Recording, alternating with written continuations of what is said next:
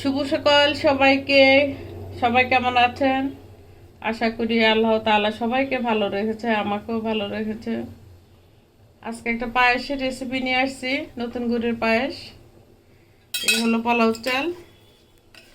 আমার যতটুকু লাগবে আমি ততটুকু নিয়েছি। এই যে এই পাতিলে রান্না করব। পানিটা গরম হয়ে গেছে, চালটা দিয়ে দিলাম। বিসমিল্লাহ।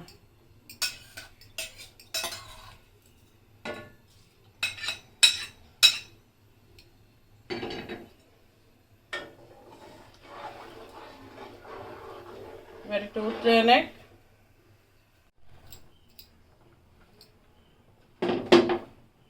আমার চালটা দেখি কি সিদ্ধ হয়েছে কিনা। হ্যাঁ, সিদ্ধ হয়ে গেছে।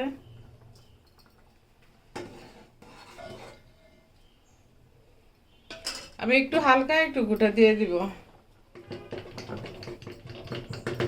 ডাল ঘুটনি দিয়ে।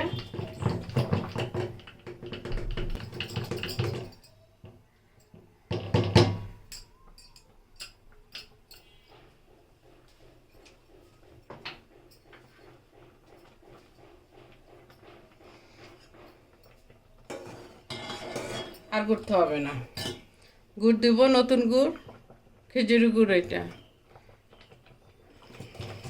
বিসমিল্লাহ। সবসময় চালটা একদম ভালো করে সিদ্ধ হইলে এরকম একটু, যদি আপনার মনে করেন একটু ঘুটে দিবেন, ঘুটে দিয়ে তারপরে গুড় দিতে হবে। আগে গুড় দিলে আপনার চালটা আর সিদ্ধ হবে না। গুড় বা চিনি যেটা দিয়ে করেন, সিদ্ধ হওয়ার পরে দিতে হবে। আগে দিলে চালটা শক্ত হয়ে যায়। এটা গুড়টা গলে একটু লবণ দেব।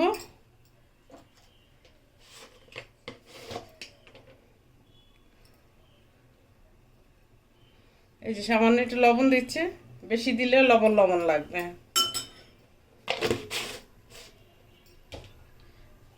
আপনি যদি এখানে নারকেল দেন, এখন নারকেল দিয়ে দেবেন। তারপরে দুধ দিলে একটু পরে দুধটা দিব। আমি নারকেল দেব না, শুধু দুধ দিয়ে করব। একটু গুড়টা গলে নেয়। গুড়টা গলে গেছে। আমি যতটুকু মিষ্টি খাবো, আমার মিষ্টির পরিমাণ ঠিক আছে। আপনারা যদি আরও কড়া মিষ্টি খান, তখন আরও আপনার পরিমাণ মতন আপনি মিষ্টি দিয়ে নেবেন। এখন আমি এখানে গুঁড়া দুধটা দিব।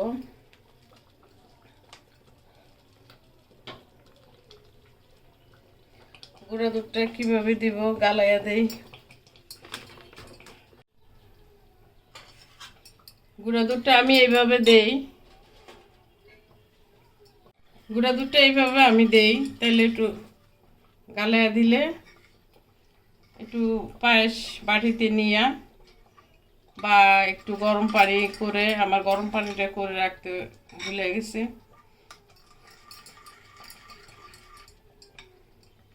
সরাসরি পাতিলেও দিয়ে দিতে পারেন, কোনো সমস্যা নাই।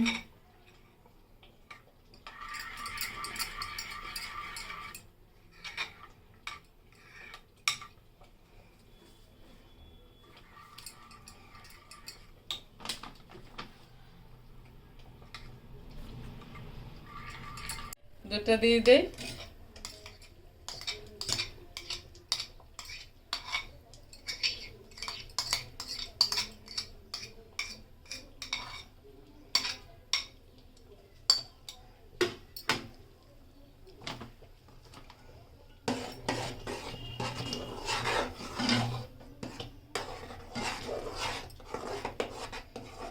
এটা মিশিয়ে নিলাম। এইভাবে দিলেও হয়, এত ঝামেলার দরকার নাই। এইভাবে দিলে, দলা না ধরলেই হয়।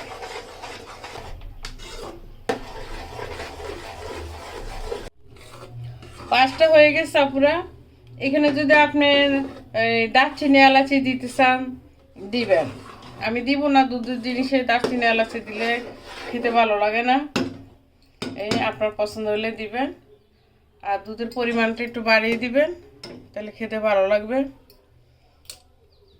তাহলে আমি বাটিতে এটা নিব এখন। এই যে আমার পায়েস আপুরা, সুন্দর হয়েছে, মিষ্টি ঠিক আছে।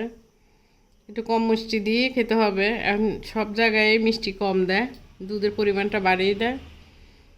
এই যে এটা আমার বৌমা খাবে। তাহলে আর কি আপুরা, আপনারা ভালো থাকেন, সুস্থ থাকেন, আর আমার জন্য লাইক কমেন্ট শেয়ার করবেন। এই আর কি, অনেক ভালোবাসা, অনেক দোয়া। আসসালামু আলাইকুম।